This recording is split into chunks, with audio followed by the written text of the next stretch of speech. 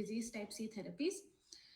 So I did this project as part of my master's thesis at the Hospital for Sick Children Research Institute in the Genetics and Genome Biology program. Um, Sorry.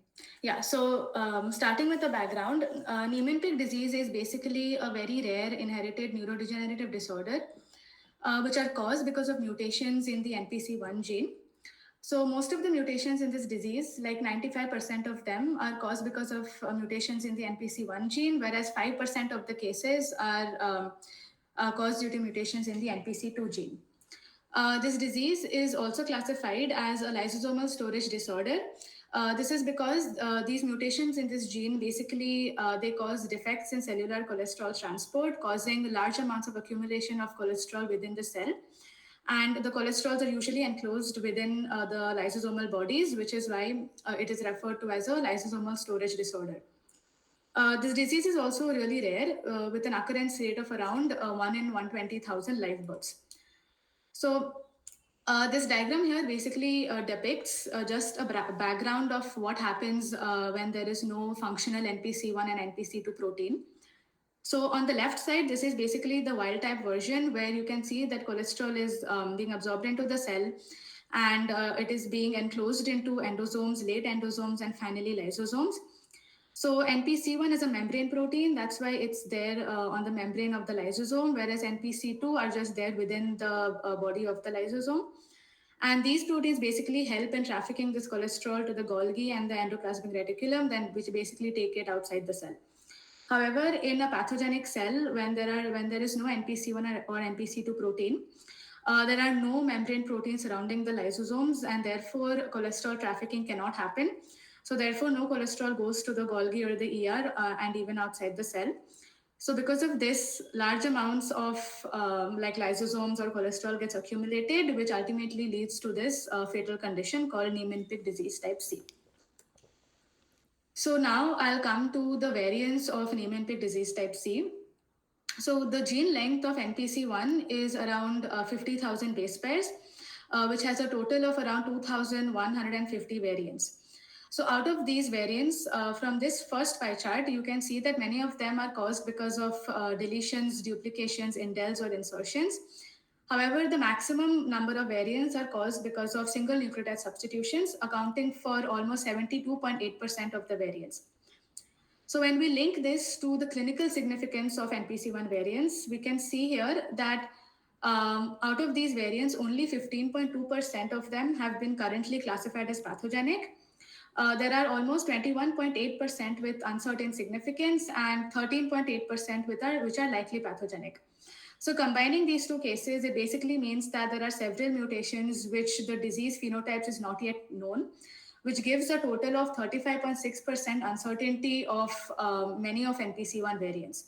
So because of a poor understanding of this clinical significance of these NPC1 variants, patients usually face a lot of delays in diagnosis, and sometimes the disease is diagnosed really late. So during these cases, sometimes treatments might not even work.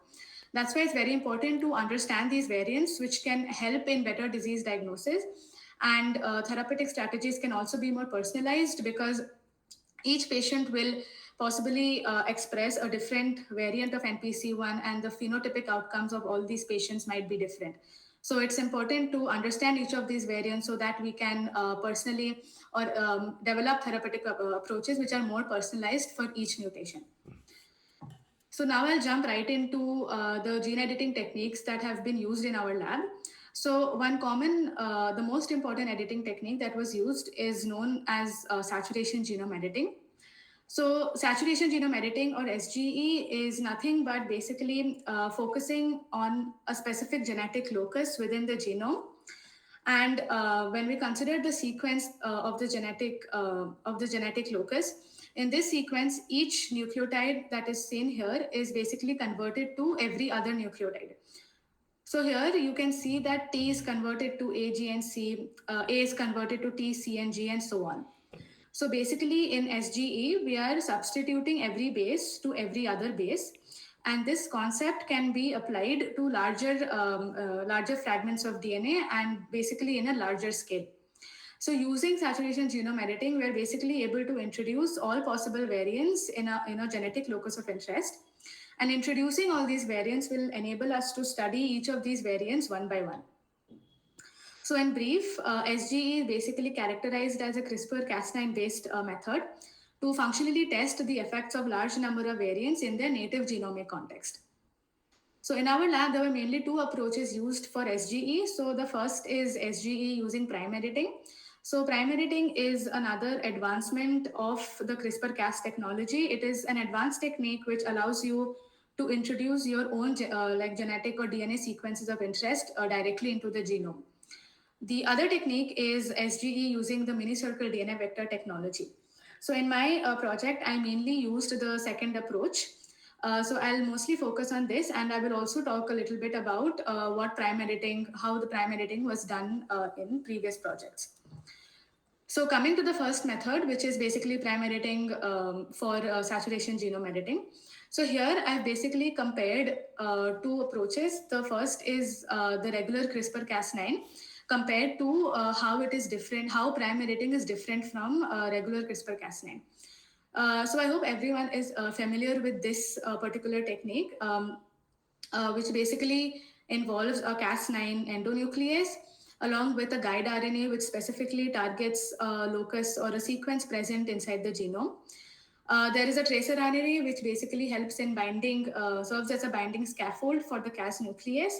And once the guide RNA identifies its target region, the Cas9 is able to make two double-stranded breaks in the genome. And these two regions are basically joined by non-homologous end joining or homology-directed repair. So an advanced method of using CRISPR is prime editing, where here you can see that the entire guide RNA is actually extended. So this extended guide RNA basically consists of a primer binding site and an additional reverse transcriptase template sequence. So this primer binding site basically binds to a certain region in the genome, after which you can actually introduce your own DNA or genetic sequence of interest directly into the genome using a reverse transcriptase template.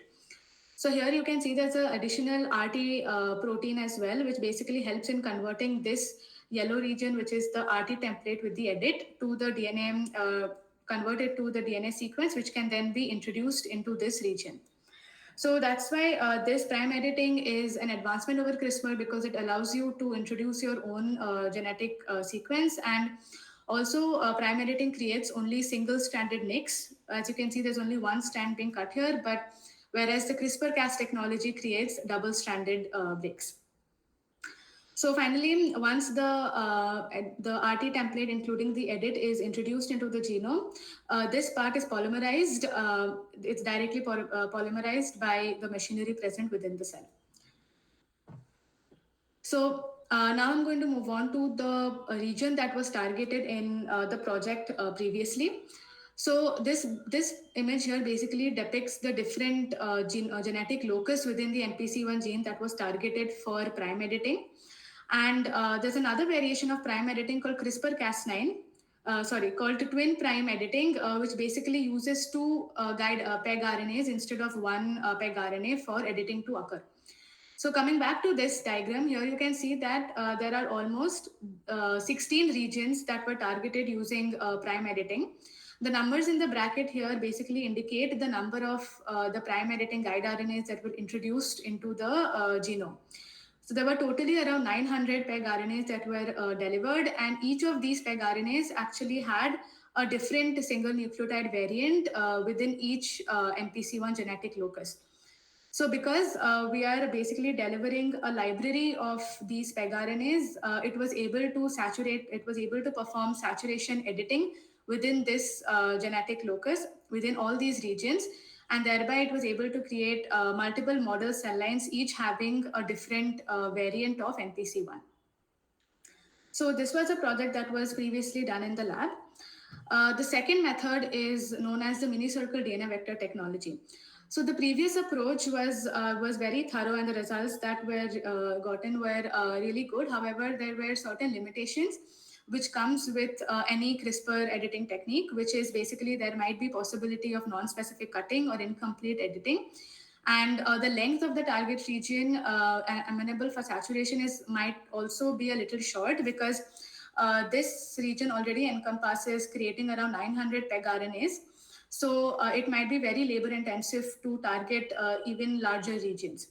So that's why the mini circle vector technology was developed, where we tried using this method to basically, more importantly, create a more specific way of editing, and also hopefully use this technology to target larger regions. So now I'll dive right. Sorry. So here I wanted to explain what happens in this technology.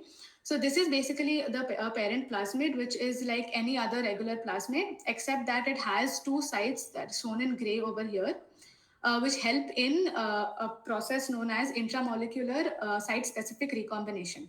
So these two sites are basically recombination sites, which ultimately form a structure like this, which ends up forming a mini circle DNA vector and a mini plasmid. So this mini circle DNA vector actually consists of the transgene that I want to incorporate into the genome. So when these mini circles are transfected into the cell, it should be able to recombine itself directly into the genome. Whereas before transfecting, this mini plasmid is degraded, since it's of no use to us, and basically consists of all the remaining prokaryotic regions which we do not want to introduce into the genome. So now coming to a little more in detail about how this technology works.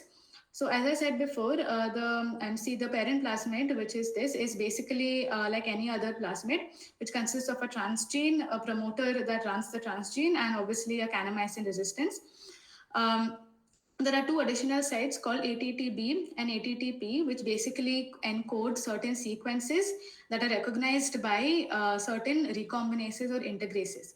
So the recombinases or integrases are proteins that basically help in the recombination process. So this vector is transformed into a special strain of E. coli that harbors an arabinose-inducible system. So this basically means that if E. coli is grown in a medium which has arabinose in it, it will be able to induce the expression of a certain integrase known as 5C31. So 5C31 will be capable of identifying these two sequences that are present here, the ATTB and the ATTP sequence. So once that occurs, the plasmid, as I had shown before, will coil in such a way, and there'll be strand exchange will occur between these two sites, which ultimately ends up producing only the mini circle DNA, and it gets rid of all the prokaryotic sequences. So when a 5C31 is produced, simultaneously another endonuclease known as 1SCE1 is also produced. This plasmid comes with many 1SCE1 sites present only in this region, not within the transgene. So which is why the inviable can ultimately get degraded with endonuclease activity of SCE1, and we're left with only our transgene. So here I've just highlighted the 5C31 ATTB and ATTP sequences. So these are the two sequences that are basically present in this region and in this region. And the portion in red here basically shows where the strand exchange happens when a recombination takes place, which means strand exchange happens between these two regions and these two regions, as I had depicted here. So now coming to my main project. So for the main project, I had used HEC 293 model cell lines, which was haplodized at NPC1 using an allele-specific CRISPR-Cas9 strategy. So this basically means that NPC1, which is present in chromosome 18, has 3 copies. It was deleted in 2 copies, and only 1 copy and only 1 allele was remaining. So this is a technique, I think, which is used in many like genetic approaches, where it is easier to study the expression of only 1 allele instead of all 3 alleles. So this was the technique that I had used. Additionally, within the NPC1 gene, another technique was used, which is, as I had mentioned before, twin prime editing, which basically removed 4 exons within the gene called 17, 18, 19, and 20. So these 4 exons are actually the genes that are targeted for saturation genome editing, and the mini circle vector that I had spoken about basically consists of these 4 exons, which means that the transgene here has exons 17, 18, 19, and 20. So in the NPC1 gene, basically these exons were removed, and in its place, another sequence known as the landing pad sequence was introduced. So I'll speak more about this in the remaining slides. But this basically ended up producing a model cell line, which I have labeled as DEL 17-20 ATTB. So this model cell line should technically be pathogenic in nature because I have deleted, 4 exons were deleted within this genome.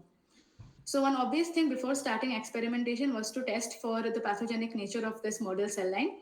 So since this is a lysosomal storage disorder, any NPC1 pathogenic cell line should have a more amount of lysosome accumulation within the cell, which means if we use a stain that stains for only lysosomes, it should give a higher MFI, which is mean fluorescence intensity, than the corresponding wild type sequence. So from this graph, it can be seen that the wild type sequence has a very low MFI of around 3490, whereas my model cell line has an MFI of 15,000, almost 16,000. I've compared this to another control, which is NPC1 PC909X. So this is an already known pathogenic variant which caused because of nonsense mutation, which is known to have a very high score.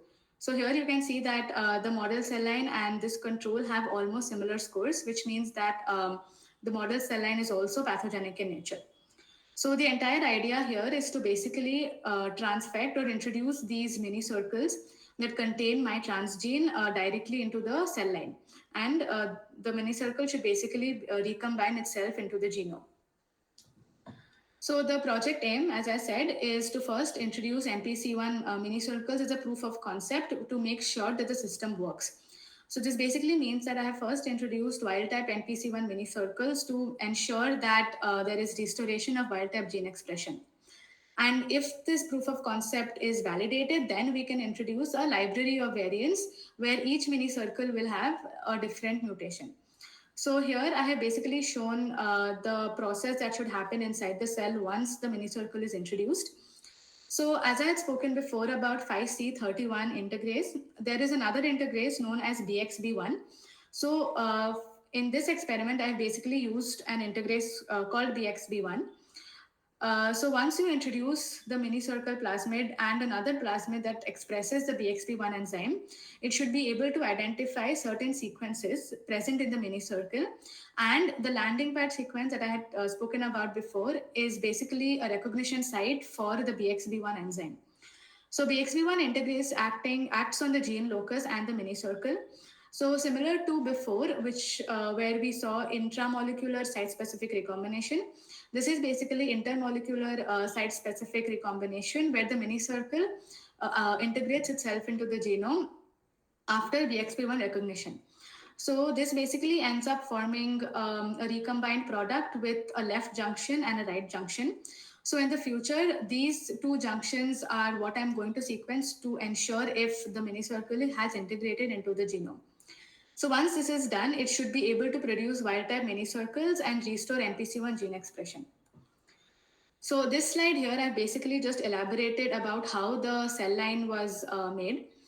So here, so this project or this technique was actually developed by David Liu's lab, which is not a part of our lab. But here they've basically shown that they targeted a specific sequence within the HEC cell line genome. So this sequence is around 90 base pairs, which have been deleted and replaced by the 38 base pair ATTB site. So the landing pad site that I had spoken about before is basically codes for the ATTB site, which is what is identified by the BXP1 recombinase. So one important thing to remember here is that the ATTB and the ATTP site recognized by BXB1 is different from the recognition sites of the 5C31 integrase, even if the name of the sequence is the same. So this twin prime editing, which is used here, as you can see here, basically helps in deleting this 90 base pair region and introducing the BXP1 ATTB site. So this red region over here is basically the landing pad site, whereas this is the the 90 base pair region. So from this experiment, they saw that there was a 58% probability of incorporating our desired edit into the genome, which finally forms the final product with the edited DNA sequence. So this technique was basically used in creating this cell line, which consists of the landing pad. So now moving on to the BXP1 mediated intermolecular recombination. So here again, I have showed it in a little more detail where BXP1 identifies these two places, these two sequences. Similar to 5C31, strand exchange happens between these two sites, and 17, 18, 19, and 20 gets incorporated into the genome. So this entire sequence out here is actually the minicircle sequence. The minicircle sequence also has the corresponding ATTP site that is recognized by BXB1. Another important thing here is that this entire procedure is unidirectional, which means that once the minicircle has recombined into the genome, it cannot be reversed, which means the expression of NPC1 after recombination should be permanent. And finally, here I have basically shown the BXP1 sequences, which are different from the 5C31 for ATTP and ATTB. And the region in red over here is again where the strand exchange happens when recombination takes place. So now coming to the second part of the project, which basically shows the minicircle library. So here, these are the wild type minicircles, as I mentioned before, consists of the transgene with the 4 exons that I'm targeting. However, to create the library, I have targeted as a first step only exon 18 for saturation genome editing. So this basically means that I'm trying to create mini circles, each having a different variant of exon 18. And I will do this by basically trying to clone a library of exon 18. So the remaining versions here, 17, 19, and 20 will remain the same. So if it works for exon 18, we hope that we can move on to the rest of the exons as well. So performing this experiment is pretty simple, where we basically just transfected wild type mini circles first as the proof of concept that I was talking about. So here you just introduce your wild type mini circles with the BXP1 plasmid. I then harvested these cells and sequenced the cells to make sure to make sure that the mini circle is recombined into the genome. So this was my first result, where I basically I conducted gDNA sequencing and PCR after transfection. So for performing this, I have used primer 1 and primer 4 to ensure if the left junction exists, and primer 3 and primer 2 to ensure if the right junction is there. So here, after performing PCR, you can see that there are two bands here, A for left junction and B for right junction. So these two bands actually corresponded to the left junction and the right junction sizes that I was looking for. And once I sequenced them, here you can see that the B dash and P that I had shown before, and the P dash and B in the right junction, both of them are present in the sequence, which meant that the minicircle was getting recombined into the genome. After this, we also have to ensure that mRNA expression is also there. So for this, I conducted RT-PCR, where I basically sequenced the cDNA. So here again, I used certain primers, primer 3 and primer 2, to ensure this and if the presence of this entire sequence. So once I amplified that and I sequenced it, you can see that this region has exon 18 and exon 19. So here in this image, I've basically shown these two exons, but the presence of these two exons basically shows that exon 17 and 20 will also be there, because the entire minicircle vector is one transgene.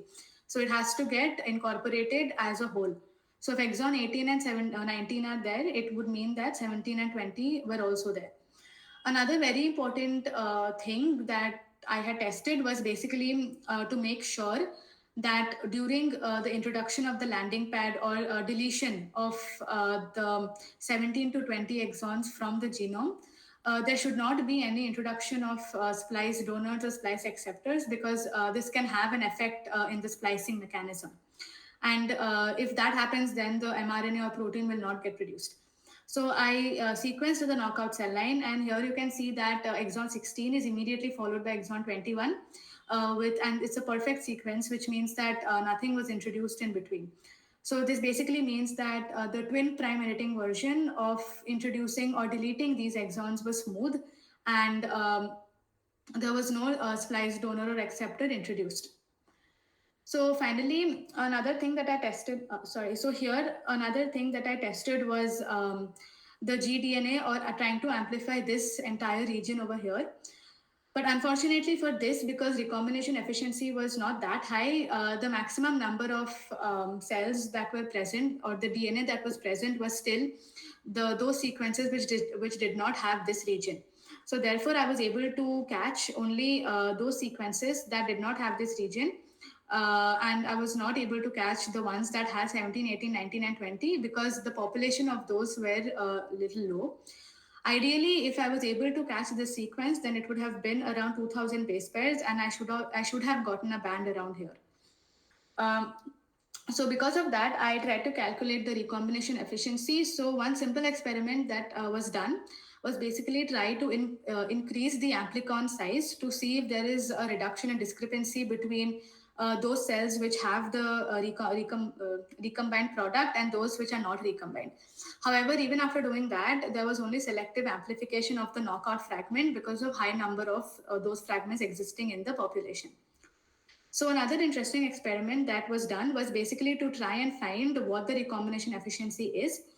So here, what I did was I basically sequenced this region by combining the wild type NPC1, which was used in lieu of the recombined fragment.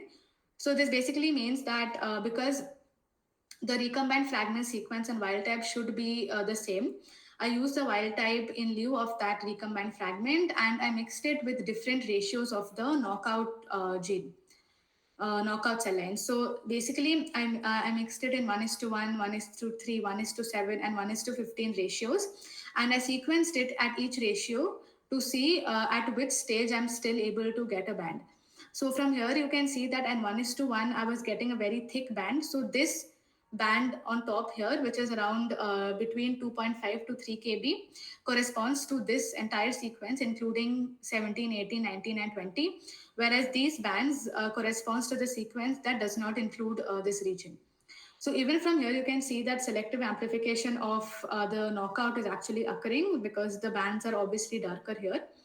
And however, when I mixed the two types, the wild type and the knockout, you can see that finally at 1:15, which consisted of only 6.25 nanograms of wild type and almost 93 nanograms of knockout, I was able to catch a very faint band.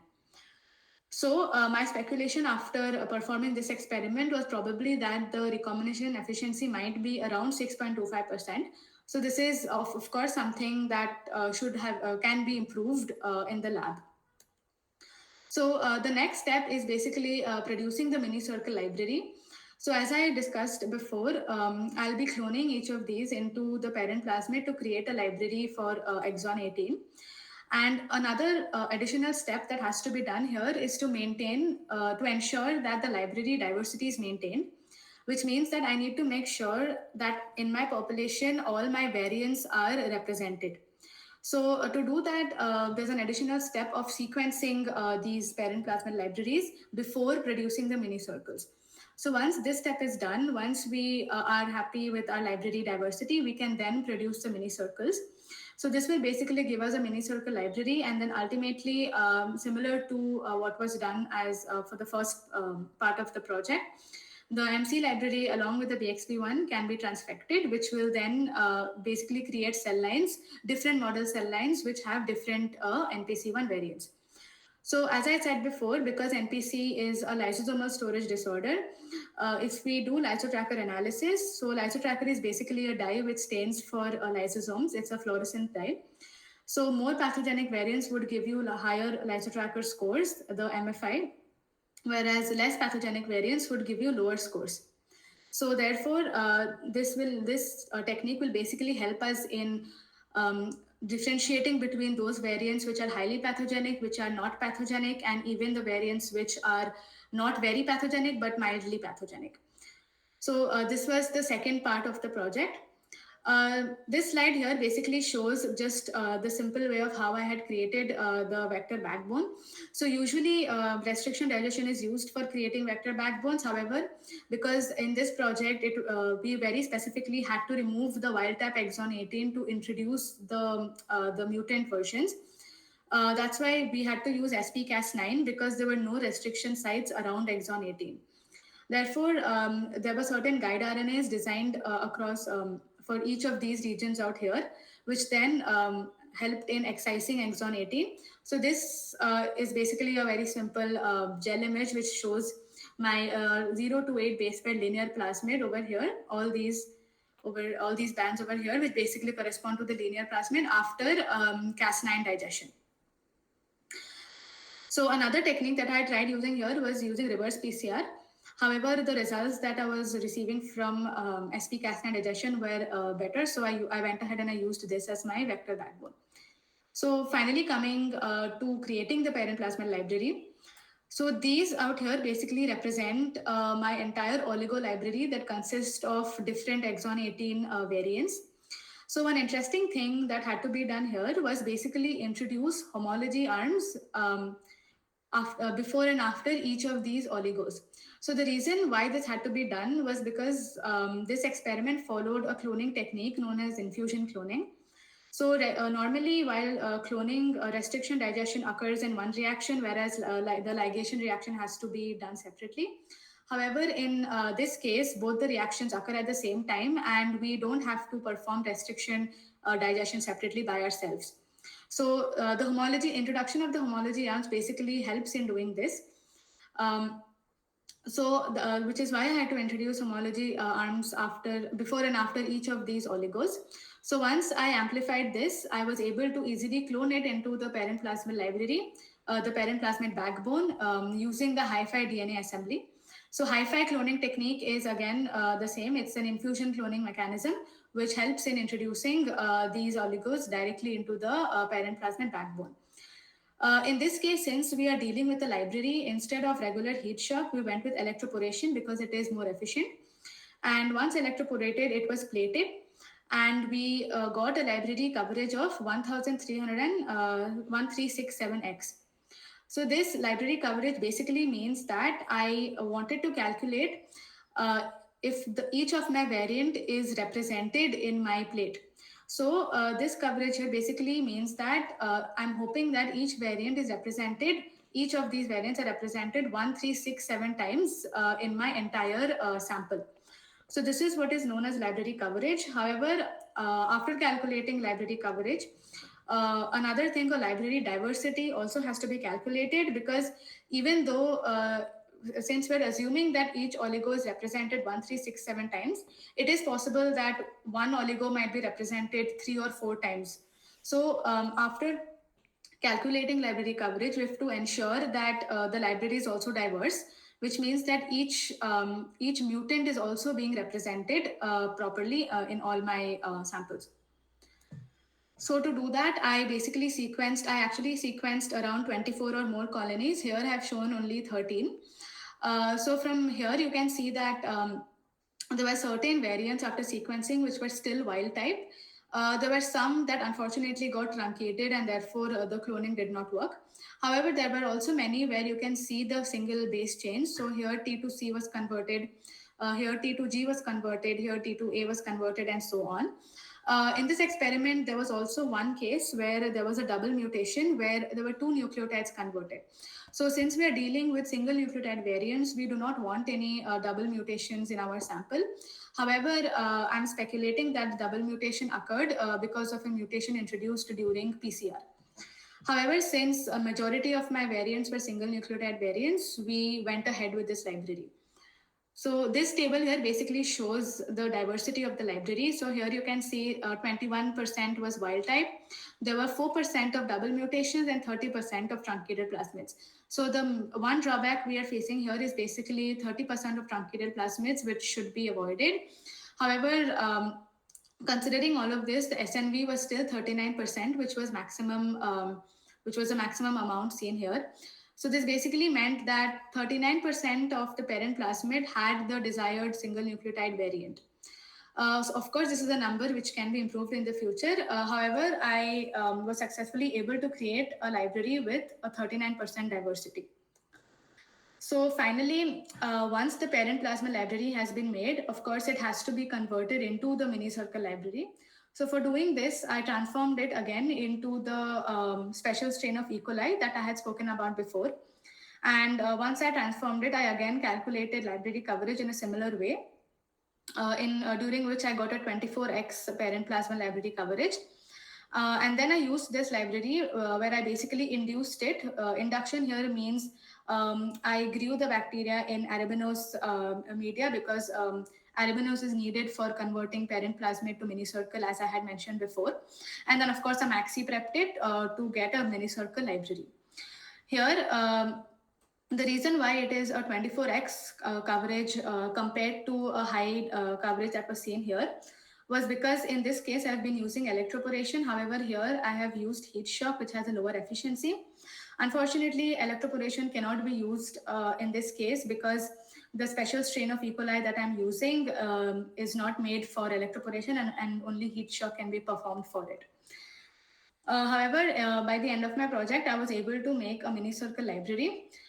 In the future, this library should be transfected, and hence the lysotracker analysis should be done to characterize these variants into those pathogenic variants with high scores and non-pathogenic variants with low scores, as well as those variants which are mildly pathogenic. So this will basically help in characterizing these variants phenotypically, and we will know which variants have the probability of causing disease in the future. Another few things that can be done in the future is to increase the recombination efficiency, because right now it is at around 6%. So of course, there have been previous studies which have gone up to 15% of recombination. So that is something that can be increased. And of course, the diversity of the library, which was around 39%, is also something that can be increased if the truncated oligo, which accounts for 30%, can somehow be avoided. So these are basically the future aspects that can be done for the project. And finally, this is my lab where I had done this research. So thank you.